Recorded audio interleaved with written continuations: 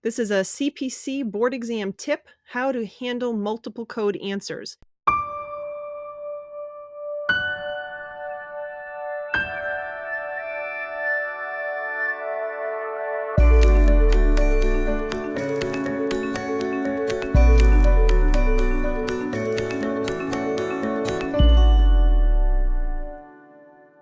We touched on this a little bit last month, but I wanted to elaborate on it more because we've been getting lots of feedback on that and requests, and I've actually had some suggestions from some students on how they've kind of adapted to it. So I wanted to share that.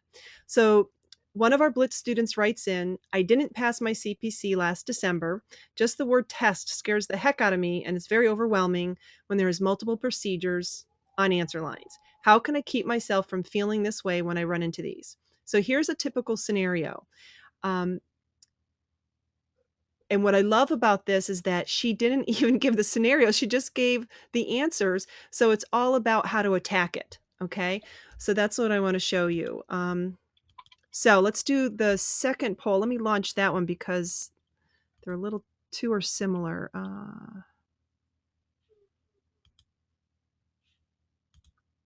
Okay, so take a minute, just guessing. I know I didn't put the question up, but which answer do you think is the right one? Just by looking at the codes. So answer A, we've got 1, 2, 3, 4, 5 codes. Answer B has 3 codes. Answer C has 1, 2, 3, 4, 5 codes. And then answer D has 3 codes.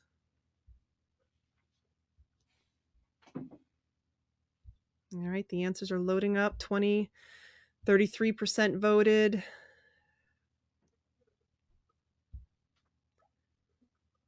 55% voted. We're getting to the end there. Not that I'm recommending you take the board exam this way, but it's just to prove a point. I just want to see what I call it, my spidey sense, you know, when trying to figure out which one's the right one. All right. You guys are doing great. A few more seconds. 74% voted. All right, I'm going to close the poll and see what we got.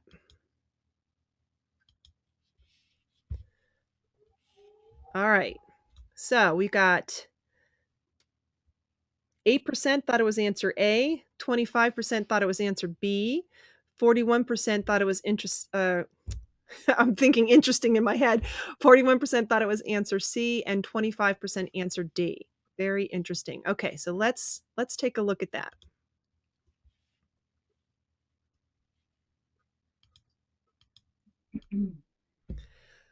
So let's break it down. The first thing to do is grab a highlighter and highlight the matching codes. And because of this webinar, I need to do color coding. So that's what made me think of using a highlighter. And what I envisioned was uncapping maybe 3 or 4 different colored highlighters, having it in front of your exam grid and just grabbing the different ones to highlight codes that match. And one of our students who recently took the CPC exam and passed said that she didn't feel like she could handle switching the markers. So what she did, and I really like this and wanted to share it, was she would square off one code and maybe use a trapezoid for another and an oval for another. So just with the pencil, or she would mark it up so that they look the same. And Alicia said she kind of would do a strike through on ones that she knew she didn't have to look up but that were okay. So whatever system you come up with, just something so that you can group the same codes together. Okay, so for my illustration, I'm saying use highlighters. So in looking at this, just by looking at it, my spidey sense is saying that it's answer C, which a lot of you agreed with. Obviously, 22842 is correct because it's in every single answer. So you don't even really have to look it up. Okay? So since I'm kind of thinking it might be C, I want to figure out if the 20938 is needed or not, because that is in answer A and C. So if it is, then I can throw out B and D. And if it isn't, then I throw out A and C. I hope that's making sense, because that's really the goal, is process elimination. You want to throw out 2 of the 4 and then narrow it down to the 2 and figure out what the difference is with them. So just by doing that, I think that the answer, is C. Now, I don't have the question, okay? And that wasn't the point of the slide. It was just to show how you can attack a multi-code answer on the board exam. And since a majority of the people on the call are not certified, I'm assuming that you're planning on sitting for your board exam. So try this method, because originally my advice was look up every answer before you read the scenario. Well, you just don't have time to do that anymore. Okay. Because the exam, especially for 2012, the feedback I'm getting from students that have taken it is that a lot of them have these multi-code answers versus just one code in each answer, which you can then look each of them up. But in this case, you gotta look for patterns, so you can figure out how you can throw out 2 of the 4.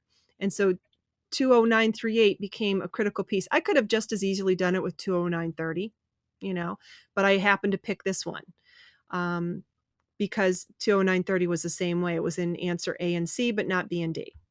Okay, so hopefully that will help you. Get more CPC exam tips, coding certification training, and CEU credits. Go to www.codingcertification.org.